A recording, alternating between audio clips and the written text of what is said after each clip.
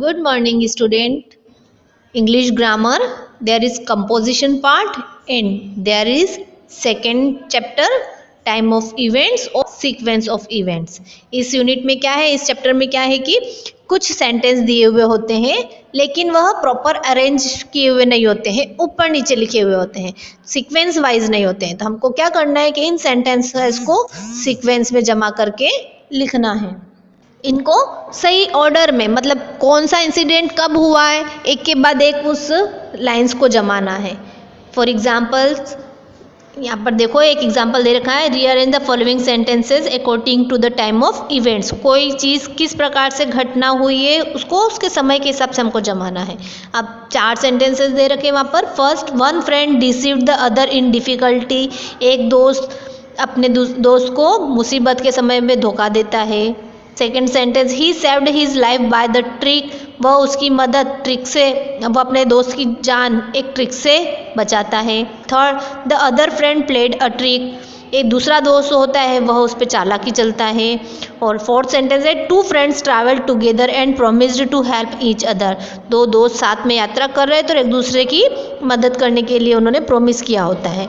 ठीक है, तो ये 4 सेंटेंस है और ये 4 सेंटेंस सीक्वेंस में नहीं जमे हुए हैं. अब इनको सही स्टोरीज बनाते हुए सीक्वेंस में हमें जमाना है. तो अब जैसे कि इसमें फर्स्ट सेंटेंस क्या आएगा कि 2 friends travel together and promised to help each other.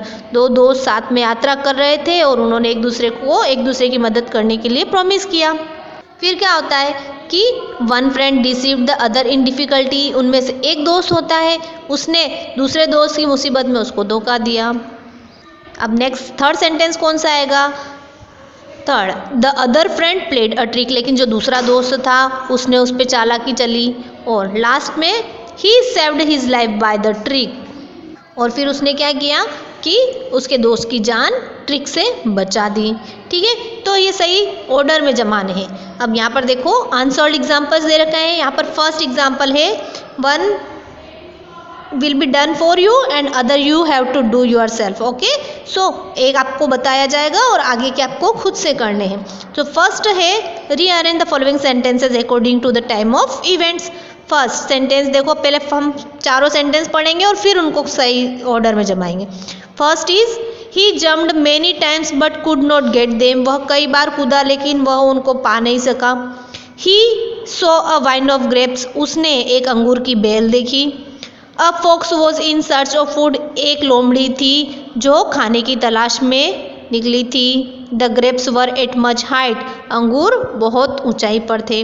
अब देखो हमको स्टोरी समझ में नहीं आ रही क्योंकि यह प्रॉपर सेंटेंस जमे हुए नहीं है. अब हम उनको कैसे अरेंज करेंगे? अब देखो इनमें से क्या होगा, सबसे पहले क्या आएगा, जैसे कि सेंटेंस नंबर थर्ड फर्स्ट पे आएगा, a fox was in search of food.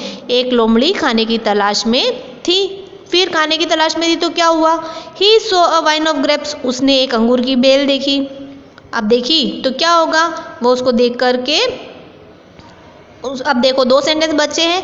He jumped many times but could not get them. वह कई बार कूदा लेकिन उससे वह वहाँ तक पहुँच नहीं पाई. और लास्ट एक और कौन सा बचा है, the grapes were at much height.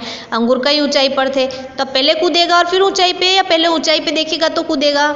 Yes, ऊंचाई पे होंगे तो कूदेगा. तो थर्ड सेंटेंस कौन सा आएगा, फोर्थ नंबर का, the grapes were at much height. अंगूर कई ऊंचाई पर थे. फिर last sentence, he jumped many times but could not get them. वह कई बार कूदा लेकिन वह उनको प्राप्त नहीं कर पाया, उसको उस तक पहुंच नहीं पाया. तो ठीक इसी प्रकार से आगे के जो सेंटेंसेस हमको दिए हुए हैं वैसे उन्हें हमको प्रॉपर ऑर्डर में जमाना है.